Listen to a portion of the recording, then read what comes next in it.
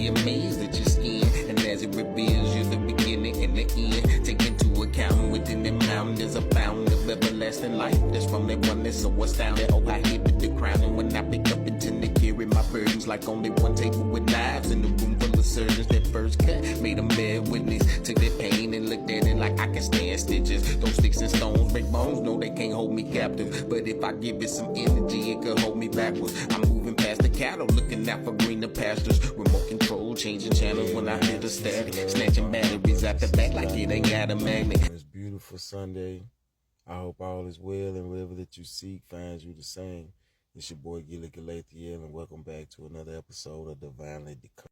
And in today's episode, we're going to talk about the nature of understanding, or the duality of understanding, right?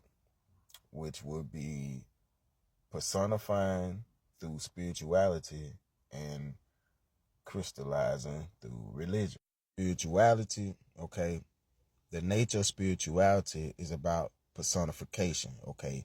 Personifying the nature of the force of the Father that's within all things that can't be seen by the naked eye, you know, so that we can understand what he says or understands what he's doing in mysterious ways. Through his mysterious ways, it's a way to identify the nature of the force through your senses, because the eye only see what the light touches. You know, the eyes doesn't see everything, but the spirit and the soul feels and sense everything, right?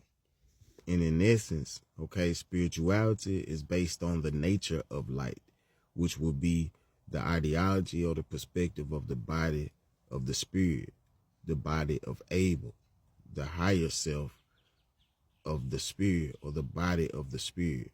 And then you have the body of Cain, okay, which represents the body of man, or the body of man's understanding, or those who represents man's understanding, or who follows man's understanding of the Creator, okay? This would be crystallization, because they have to take what is metaphysically understood by the nature of light, or in the way of spirit, and bring it to a material plane. So they will take something that's metaphysically present and make it carnally present. So they crystallize what was, you know, personified. You get what I'm saying? So religion is basically crystallizing what was metaphysically understood in spirituality.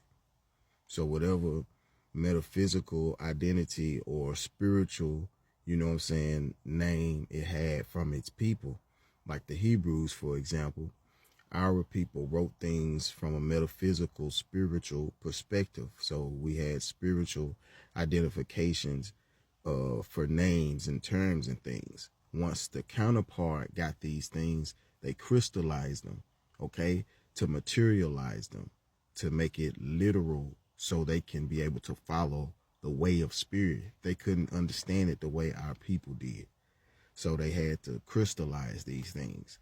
So that's why you have Yeshua turned into Christ, because whoever told the counterpart or told outsiders the way of prophecy, for them to be up to speed, they would have to make things carnal. So for them, the whole deal is that Old Testament and New Testament means Old Testament is the first to bear witness the way of the Father, or the way of life, which is the way of spirit, which is following the Father or worshiping the Father in life. Okay, so the first to bear witness, or the way of the Father, saw it by way of spirit, and so they saw it by way of light, the light of your fire.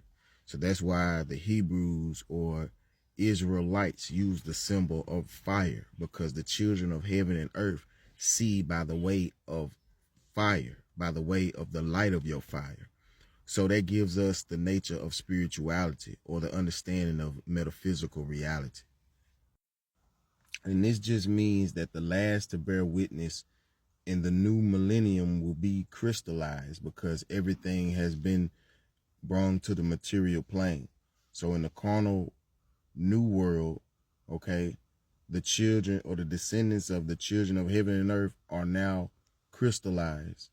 They have been crystallized because they have to bear witness to the way of spirit in the present, which is inside the material world.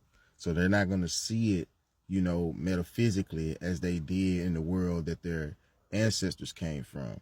Everything has been, brought to the material plane. So everything has been, carnalized.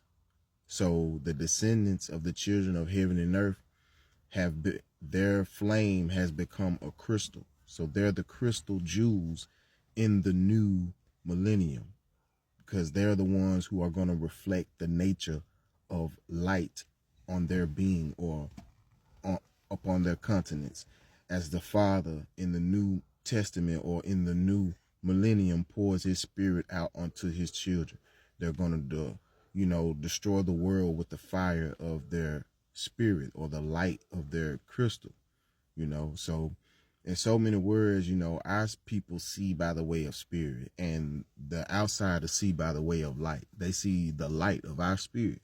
So the world is modeled after their carnal reality. So those that will bring these things to existence, you're going to see them as crystal jewels. Some will see them as angels, some will see them as spirits, some will see them as, demonized, the way the counterpart would like to demonize the children, because they don't want God to have, total control over any realm or any world, because, it counts them out, because he overrides them with his power, because he powers himself through all his creations. You know what I mean? Any living thing that is living and breathing with a spirit in them is powered by the force of the creator. So that's infiltrated by the way of knowledge and politics and control and stuff like that. But it gets intervened with timing and the way of prophecy and the nature of our prophets, who, when they rise, they will, illuminate the light of the Father. And so with that being said, you have to, look at everything from, a certain point of view. If you're a spiritual person, look at it from a spiritual point of view. If you're a literal person, you can look at it from a literal point of view, but just understand that it's literally telling you the nature of the spirit. They have put carnal names upon spiritual forces that belong to certain vessels or certain houses or certain, tribes or certain families or certain bodies. Okay. So when they put the carnal name on it, you'll be looking for the carnal individual and not the spirit itself. So that's why you're supposed to, pay attention to the message and not the messenger. Because if you knew what Paul's real name was, you'd be looking for the essence of Paul. You wouldn't be really looking for Paul. That's just like if you be knowing what Jesus' name really was, you'd be looking for the essence of his spirit and not some physical man, if that makes sense.